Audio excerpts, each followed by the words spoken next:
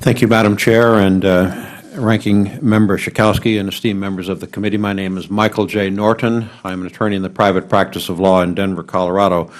I've had the privilege of serving as United States Attorney for the State and District of Colorado, first appointed by President Ronald Reagan and then reappointed by first President Bush. Mr. Gett, nice to see you again. I have a written statement which I respectfully request be incorporated in the record. I simply just want to summarize my comments and my remarks in the time that's available. First of all, I would say to the committee that this is not about women's health. It is not about abortion, how one stands on the issue of abortion. It's whether or not there is probable cause to believe that crimes have been committed, and if so, what to do about that. To do nothing about the potential of the commission of criminal crimes is indeed flouting the criminal justice system of this nation, and I think preferring those who are in well-connected places over those who are not. So I suggest to you at the outset, Madam Chair and members of this committee, that what this committee is about is highly important and very critical to the criminal justice system and to the sanctity of that system in the United States of America. It's really not about the issue of abortion, because potential profiteering and trafficking in aborted fetal tissue is of grave concern, not only on the federal level but also in many states, including my own state of Colorado, which has adopted a law similar to the federal law that is being looked at by this committee today. There are many, many people, therefore, concerned that not only this federal statute, but also the state statutes at issue have been violated and are being flouted by the abortion industry.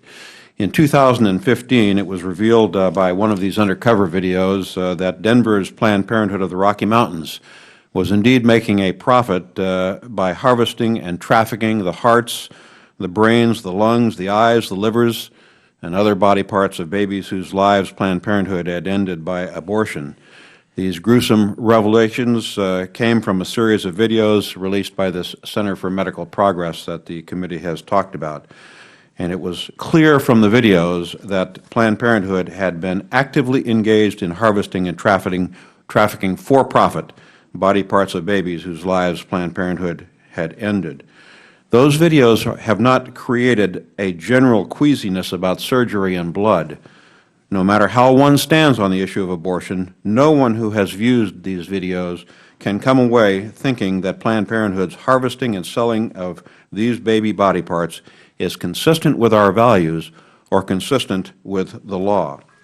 If wrongdoing has occurred, and I concur with the assessment Mr. Lennon has made of the facts and the circumstances as to the commission of crimes in this case, and I would add that it appears to me, quite frankly, that criminal violations of the Health Insurance Portability Act, HIPAA, have also been committed by the embedding of the procurement business technician in the abortion facility itself, and the review by that technician of privileged medical records of patients in order to determine which body parts that technician wants to have harvested and sold to him has also been committed.